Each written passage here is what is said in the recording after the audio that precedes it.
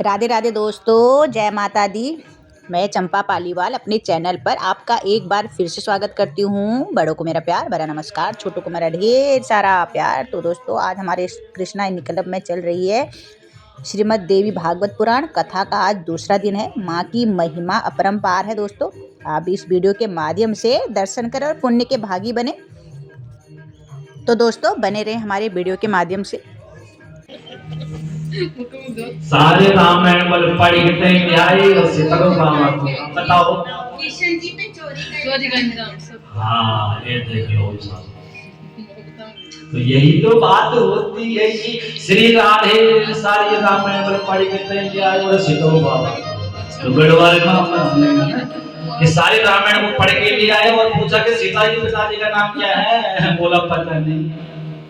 तो कहने का मतलब कथा का जो सार है, जो अंश है, उसको हमने अपने अंदर उतारना है, तब हमारी कथा सफल है। क्योंकि जब आप पढ़ाई लिखाई सबने करी है, जब टीचर बोलते थे ना कि भाई इस पाठ का सारांश लिख के लिया, अब जब पाठ पढ़ोगे और उस पाठ का जब सारांश आप तभी लिख पाओगे जब उसको पहले पढ़ोगे या सुनोगे। ना पढ़ा ना सुना तो लिखोगे क्या भाई? कुछ नहीं लिखोगे। इसलिए इस देवी भागवत कथा को कुछ आपने अपने मन में, हृदय में उतारना है, जो आपको बढ़िया लगे उस माँ। इस कथा का मतलब है माँ भगवती के चरणों में अनुराग प्रेम बढ़े, श्रद्धा बढ़े। जिसका मन इधर उधर भटकता है कि माँ भगवती कुछ नहीं क्या नहीं, उसके लिए कि माँ भगवती क्यों नहीं कुछ, वो सर्वशक्ति स्वरूपा है, उसके चरणों में हमने जो है ध्यान लगाना है, उसकी महिमा को सुनना है। अगर यदि आपके दादा और परदादा की प्रशंसा करें, अरे बड़े महान आदमी थे, उन्होंने कितना धर्म कर्म किया था, तो फिर तो बहुत बढ़िया सुनोगे। हाँ, क्योंकि उसमें दादा और दादा का जो व्याख्यान आया है, और जब भगवान की कथा आती तो उसको भी मन लगा करके श्रवण करना चाहिए। तो कल की कथा में था कि भगवान श्री कृष्ण पर चोरी का इल्जाम है और नैमिषारण्य के क्षेत्र में 88,000 ऋषि विराजमान हैं और सूत जी महाराज कह रहे हैं, 88,000 सूत जी महाराज कह रहे हैं कि अब क्या सुनना चाहते हो आप? तो सौनक आदि ऋषि कह रहे प्रभु कुछ और भी भगवती की महिमा बताओ। उस भगवती के चरणों ने, उस भगवती की शक्ति ने किस किस का भला किया है और कितने जल्दी मनोकामना पूर्ण करती है अपने भक्तों की, उस कथा को भी हम सुनना चाहते हैं। तो सूत जी कहते हैं, सूतवाच सत्राजित भुजवंशियो पार्वत्यां सुखं वसन् सूरस्याराधने युक्तो भक्तश्च परमा सखा। सत्राजित नाम का एक राजा है, भोजवंशी राजा, और कहाँ रहता है? इस श्लोक में बोला मैंने, द्वारवत्यां सुखं वसन्, द्वारिकापुरी में रहता है, बड़े सुख और प्रेम से रहता है। सूर्य से आराधने युक्तो भक्तश्च परमा सखा, और वो भगवान सूर्य की आराधना करता है, और आराधना करके भगवान सूर्य को इसने इतना प्रसन्न कर दिया कि भगवान सूर्य ने जो है उसे अपने लोक का दर्शन भी कराया और साथ में एक मणि भी दी। तो मेरा परम सखा है, परम मित्र है, इस मणि को भी जो है तो मेरे तरफ से ले जा। और मणि जब दे दी है तो द्वारिका में आया। उस मणि का नाम 8 भार स्वर्ण, उसकी पूजा करने से प्राप्त होता था। 8 भार 8 किलो सोना ये है। और दूसरा उसकी एक विशेषता थी, वो मणि जहां पर रहेगी वहां कोई दुखी नहीं रहेगा और वहां कभी भूकंप नहीं आएगा, भूचाल नहीं आएगा, दरिद्रता वहां नहीं रहेगी। हर समय वहां सुख और शांति ऐश्वर्य से जो प्रसन्न रहेगा, लेकिन जहां वो मणि विराजमान रहेगी। तो वो सूर्य का परम मित्र है, सूर्य की उसने आराधना करी है और भगवान सूर्य की जो आराधना करता है, भगवान सूर्य उसकी मनोकामना परिपूर्ण करता है। भागवत कथा में सुना है जब धुंधकारी को जो है प्रेत मुक्ति के लिए जो है कहीं प्रयत्न किया गया तो गोकर्ण जी ने सूर्य की आराधना करी और जब सूर्य जी प्रसन्न हुए तो सूर्य जी ने कहा कि सप्ताह दिवस का भागवत करो अपने भाई की मूर्ति के लिए। जब तुम गया में चले गए श्राद्ध पिंड कर दिया सब कुछ भी नहीं हुआ तो बोला भागवत कथा सुनाओ उसको तब उसकी मुक्ति हुई। तो भगवान सूर्य की पूजा करने से जिसका सूर्य नीच का होता है तुला राशि में जिसका जन्म होता है कार्तिक के महीने में उसमें कार्तिक में सूर्य नीच का होता है कमजोर होता है तो कार्तिक शांति भी करते हैं उसकी उसको जो नियम बनता है वैसे तो प्रत्येक इंसान का नियम बनता है कि अगर सूर्य न आए तो संसार जैसे रात वैसा दिन हो जाएगा। और दुख और दरिद्र को नाश करने वाला भगवान सूर्य नारायण है तो प्रत्येक इंसान को प्रातः काल तांबे की गड़वी लेकर के लेनी तांबे की गड़वी उसमें लाल सिंदूर अक्षत लाल अक्षत बना करके लाल फूल डाल करके और भगवान सूर्य के सामने ऐसे चढ़ाना ऊपर से तो जो धार निकलेगी ना उस धार से सूर्य के दर्शन हो। एकदम तो आंख आप भगवान सूर्य से नहीं मिला सकते हो क्योंकि आंसू निकल जाएंगे सीधे तो उस धार से जो भगवान सूर्य के दर्शन हो तो जो जिनको यज्ञोपवीत हो रखा है भाइयों को वो गायत्री मंत्र बोल सकते हैं और नहीं तो सूर्य के 12 नाम है गृण सूर्याय नमः आदित्याय नमः रवये नमः भानवे नमः दिवाकराय नमः भास्कराय नमः और जिसको मंत्र आता है तो हे सूर्य सहस्त्रांशो तेजो राशि जगतपति अनुकंपाय मावत्यो गृण अर्घ्यो दिवाकर।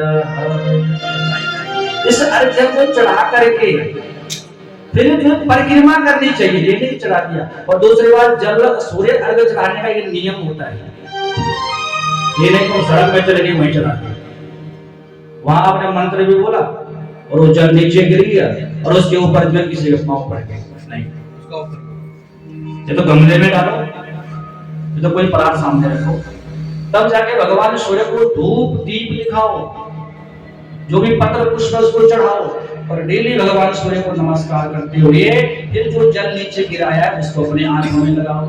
तशक्षुदेव हितं पुरस्ताव ब्रह्मचरत कुसेम सरः सतं जीवीम सरः सतगुण शृणुयाओ शरदः।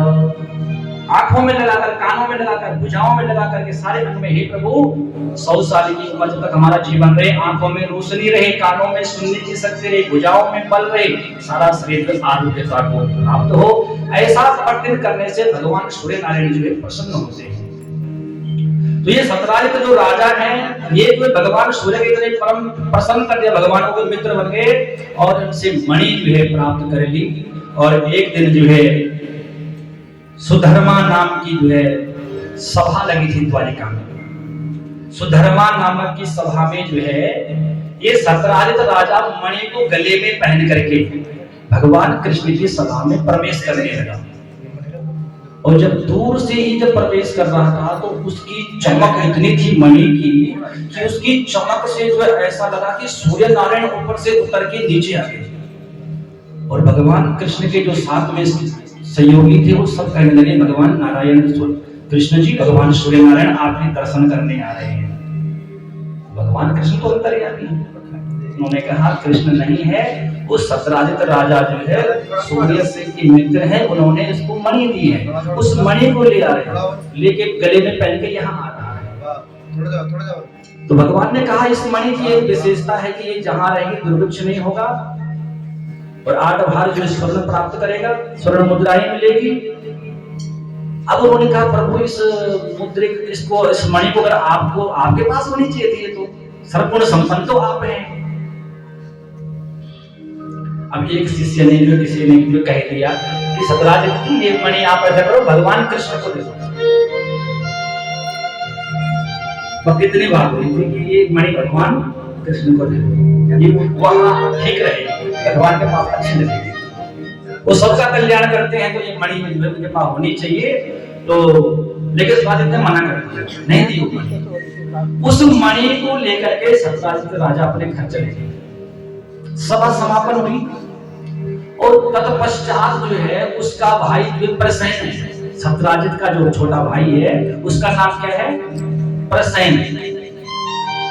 और उस प्रसेन ने जो है उस मणि को एक दिन पहन लिया गले में, और गले में उस मणि को पहन के जंगल में चले गया। और जब वो जंगल में निकला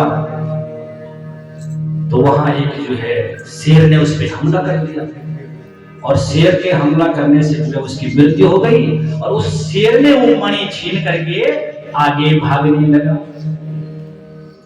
और जब मणि आगे लेकर के गया तो वहां और अभी गुरुजी मिल गए। कौन मिले बताओ जरा, है किसी को पता?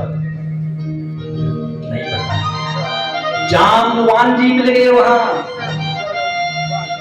जामवान में मिले, और जामवान जी ने देखा ये मणि से गले में चमक रही है, उस शेर को वहां मार दिया, और वहां से मणि को लेकर के अपनी गुफा में चले गए। और वहां जामवंत ने उस मणि को अपने बालक को दे दिया खेलने के लिए। अब इधर जो है सतराज द्वारिका में हाहाकार मच गया कि सतराज का भाई नहीं आया है। सतराज बहुत परेशान हो गया, परेशान, मेरा भाई कहाँ गया है? तो जहां पर आदमी का शक होता है ना, इसीलिए कहते हैं जो कोई गहरी बात होती है वो हर किसी से नहीं बोलनी चाहिए। और बोला पत्नी से तो ज्यादा बिल्कुल भी नहीं बोलना चाहिए। हाँ, क्योंकि वो पाचन शक्ति थोड़ा कमजोर होती है।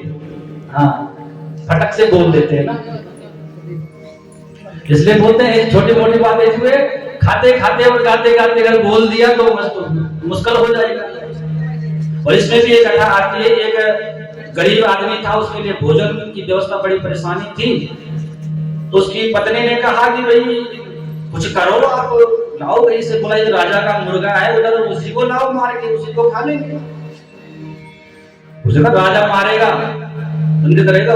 बोला कुछ नहीं, जाओ सही तुम। और पत्नी का बड़ा हाथ होता है गृहस्थ जीवन सुधारने में। और पत्नी कहे नहीं नहीं बिल्कुल नमक रोटी खाएंगे हम अपने घर में, इसलिए चोरी नहीं करेंगे तो घर सुधर जाएगा। और जब पत्नी बोलेगी हाँ था तो बाहर से लूट मार के और फिर यहाँ खाते हैं तो फिर गड़बड़ हो जाएगा। वो चले गया, राजे का जो मुर्गा मार करके ले आया, शाम को बनाया खाया उन्होंने। और उसने कहा कि तेरे कहने पर मैंने इतना बड़ा कार्य कर दिया है, लेकिन बोलना मत। बोला स्वामी जी क्या बात कर दी आपने? क्यों बोलूं मैं नहीं बोलूंगा कभी भी नहीं, बिल्कुल नहीं। और सुबह सुबह जो आज तो घर घर में पानी हो गया। उस समय एक पानी का नल होता था तो सारे गांव के लोग उसी में जाते थे, और जहां पर जो पानी निकलता था उस धारे में सभी लोग इकट्ठे हो जाते थे पानी, तो वहां पर लाइन लगी। और उसने रात को जो है तामसी भोजन किया तो कहीं दांत में फंस गया होगा। और सुबह छिलका लेके जो है वहां दूसरी बहन ने बोला भैया क्या ऐसा खाया तो आज तो दांत में छिलके डाल करके बैठी हुई है। और सोचा नहीं समझ में फक बोलता मेरे पति ने ना वो राजा का मुर्गा खाया था। जय श्री राधे। हाँ बताओ ये बात बोल दी। अब क्या बात हुई फिर? उसने आगे बोला वो राजा का मुर्गा तुम ढूंढ रहे हो, वो फलाने घर में गया है, उसने ले गया मार करके वो खा रहा है। और उस ओ बेचारा भाई साहब वहां तो चले गए, सारे सिपाही पकड़ लिया, उसको बंदी बना दी। श्रीमती के कहने पर गए, वो काम भी किया, उसका पेट भी भरा, जो कहा वो भी किया, और लास्ट में उसको बंधन बन करके ले जाना पड़ा। तो इसलिए कहते हैं कि कई मातृशक्ति बहने ऐसे होते हैं, थोड़ी सी बात को जो बोले तो उसको जो 10 तक यहाँ से वहां नहीं पहुंचाएगा, तब तक वो घूम रहा है दिमाग में, सिर तो चल रहा है, जब तक वो कहीं पे अड्डे पे ठिकाने नहीं लगाया तब तक तुम्हें कोई नहीं। तो इसलिए कहते हैं कि यहाँ भी यही बात हो गई कि उसने कहा था कि भगवान कृष्ण को ये मणि दे दो, लेकिन जो है अब जब सत्यराजित का भाई नहीं आया तो सत्यराजित का दिमाग घूम गया। उसने कहा कि वो कह रहे थे भगवान कृष्ण को दे मणि, कहीं ऐसा तो नहीं हुआ भगवान कृष्ण ने ही मेरे भाई को मार दिया। अब जब तक कोई प्रत्यक्ष प्रमाण नहीं होता कुछ किसी पे आरोप भी नहीं लगाना चाहिए। प्रत्यक्ष अगर सबूत है दूसरे पे उंगली उठाओ, अन्यथा किसी पे उंगली नहीं उठानी चाहिए। पर करें क्या, सतराजित ने अपनी पत्नी से बोल दिया, श्रीमती ने आगे बोल दिया, और सारे महल्ले में जो कानाफूसी होने लगी कि कृष्ण ने जो है सतराजित के भाई को मार दिया और मणि ले लिया। अब भाई अगर झूठा आरोप लग जाए किसी पे तो फिर तो बहुत दुख की बात है। माना कोई ले भी जाए तो तब तो आरोप लगे तो वो तो लगना ही है, दुख भी नहीं होता है। लेकिन निर्दोष व्यक्ति पर कोई आरोप लग जाए तो भैया तो मरने की बात है। इतना बड़ा कलंक भगवान श्री कृष्ण पर लग गया, चोरी का।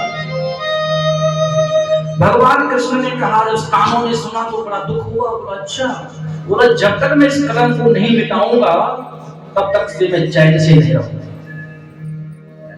और भगवान श्री कृष्ण ने 2-4 सिपाही साथी अपने साथ किए और जंगल में चले। और जब जंगल में गए तो कुछ दूर जाने पर उन्हें जो है प्रसन्न मरा हुआ मिला। उस शेर ने मार रखा था, वो मरा हुआ था। मणि वहां से जो आगे गए तो वहां चिन्ह जो लगे थे, तो वहां आगे देखा तो वहां शेर मरा हुआ है। और फिर आगे निकले तो वहां से चिन्ह जब आगे देखते देखते गए तो वहां एक गुफा पे एक बहुत बड़ा पत्थर लगा हुआ है और वहीं पर चरण चिन्ह जो समापन हो रहे हैं। अब तो साहब भगवान श्री कृष्ण समझ रहे हैं कि मणि का जो चोर है वो इसी गुफा के अंदर है। अब मणि कहीं नहीं गई, मणि जो इस गुफा के अंदर है। उन्होंने उस पत्थर को हटाया और 4-5 लोगों के लिए बोला तुम यहीं पर रहो, मैं अंदर जाता हूं। और अंदर से मणि का जो है, मणि को देखता हूं किसके पास है, वो कहां है। तो बस 5-7 आदमी वहीं रुके। भगवान श्री कृष्ण गुफा में प्रवेश किया। उस गुफा में प्रवेश किया तो उस मणि की चमक से उस गुफा में प्रकाश ही प्रकाश था। और उस गुफा में उस मणि के साथ में जामवंत का बालक में खेल रहा है। और जब उस बालक से जो है भगवान ने वो मणि छीननी चाहिए तो धात्री ने हल्ला मचा दिया। और जब धात्री ने हल्ला मचाया तो जामवान वहां आ गए। और जामवान जब वहां आ गए तो भगवान कृष्ण का और जामवान का जो है 12 दिन तक जो है वहां युद्ध चलता रहा। एक दूसरे पर जो है आक्रमण कर रहे हैं लेकिन थक नहीं रहे। और 12 दिन जब व्यतीत हो गए, भगवान नहीं आए तो 7 वाले जो थे वो डर गए। बोला भगवान तो हो गए, और वापस द्वारिका में आ गए। और द्वारिका में आए तो सुना दिया कि सबको कि भाई ऐसे ऐसी बात हुई है, 12 दिन तक हमने भगवान का इंतजार किया, भगवान श्री कृष्ण वहां से आए नहीं, तो अब हम अपने घर में आ गए हैं। अब जैसे ही ये बात जो है सारी जगह फैल गई तो सबने सत्यराजित को जो है धिक्कारा कि सत्यराजित ने जो है भगवान पर जो है ये आरोप किस प्रकार से लगाया। और जैसे ही वसुदेव जी ने और देवकी जी ने सुना कि मेरा बच्चा वापस नहीं आया, देखो माँ के लिए बच्चे ही होना चाहे वो 80 साल का हो जाए, उसके मन में वो बच्चा